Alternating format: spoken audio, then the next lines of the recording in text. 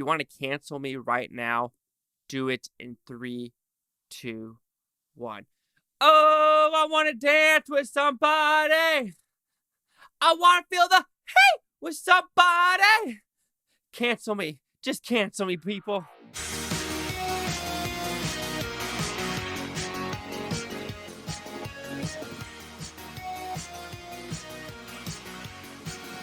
As you can tell, I am not the voice of this generation, and this voice is Chasey Hockey with the Blue Futon reviewing Whitney Houston, I Want to Dance with Somebody, which I'm a little confused because Kris warned a couple months ago it was just called I Want to Dance with Somebody, and apparently 2 weeks ago they decided to add Whitney Houston, was it semicolon or colon? Whatever, that I Want to Dance with Somebody, which I'm thinking, who doesn't know who sings I Want to Dance with Somebody? So maybe they're just getting a little worried about the trailer, like, oh, snap, we needed more eyes on the screen. I don't know. Kind of didn't work anyway. But anyway, what's this about? Pretty simple. Whitney Houston, when she was discovered to the time she passed away in February of 2012. So did I like this film? It was a good film. I think it is very superficial, though. And it's something you've seen a million times before in these type of biopic films. So with that, let's talk about the positives of the movie. I think Naomi Ackie does a fantastic job as Whitney Houston. You can totally tell she's not really singing the Whitney Houston voice, but if she is, she sounds just like Whitney Houston. That's why I'm saying, okay, it's probably just, lip singing, just like who did it with Queen? What's his name? I'm drawing a huge blank. But anyway, Bohemian Rhapsody guy who won the Oscar. Drawing a huge blank. Anyway, she did a fantastic job. Stanley Tucci and all of the side characters do a fantastic job, in my opinion, for trying to tell this story. And unfortunately, it is the script and how the storytelling is that just puts it over the edge of just being too basic. How this movie is in 2 parts. There's like not really an act 1, 2, 3. It's act 1 and act 2. Act 1 is Whitney Houston becoming famous, getting her stardom, getting all of her songs just in a row, like boom, boom, boom, single, 6, 7, 8 singles in a row, like back to back to back to back, and getting her Dom Perignon, her champagne, and getting to know people in the industry. After the Super Bowl scene, you've seen it in the trailer, which that CGI isn't the greatest, and even though that is really the only CGI moment of this film, okay, that's a lie. South Africa as well, that Super Bowl scene didn't look great, and that Marine in the background who's saluting like this, bro, what are you doing? What are you doing? But that's just near here or there.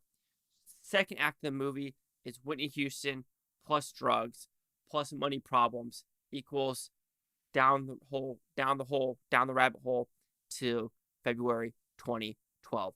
And unfortunately, that back half of the movie, it felt like it went soft on people that didn't need to go soft on. What do I mean by that? Whitney Houston's father, or Bobby Brown. I feel like those characters were literally given like a pat on the back of like, we're going to talk bad about you, but we know you probably made their lives a little worse, but we don't want to make your image too fucked up. And I think that is very wrong for this movie, because if Whitney Houston's father really gave like credit cards to everyone to spend Whitney Houston's money, I want that mofo in this film to get beat down. Yes, like, oh, but he's dead. I don't care. If he literally ordered like 10 Amex Platinum cards under my bank account, anyone's bank account, and saying, that's your money too. That's your money too, even though you're doing shit. You're literally doing shit. Whitney Houston's out there making the records, making the songs, okay, or singing the songs, going on stage, doing the world tour, but there's a random Joe in the background, or Mr. Houston's mistress is just spending on wherever she wants, cars, private jets, and shit like that. No, I want him to go down in this film. Unfortunately, they go very soft on him. And the same thing with Bobby Brown. It feels like they go very soft on him as well. And I wish they fleshed out more of her best friend character. Like I said, it felt very superficial and just very surface level. It needed to dig deeper, and unfortunately, it didn't. But overall, Whitney Houston, I Want to Dance with Somebody, it has some jam hits. I mean, you cannot deny her voice is sensational. She has some masterful songs. Even though I did not know that she didn't write any of her songs, she basically, like you said, I want to redo this song. I want to redo this song. So it's very interesting. I did not know that. But you know what? I don't care. If she has a voice like that, she could sing anyone's song and probably make it better. But with this movie, way too superficial, way too cookie cutter, and way too surface level, in my opinion. So Whitney Houston, I Want to Dance with Somebody will receive a 2.5 out of 5 of Futons, which equals that 50%.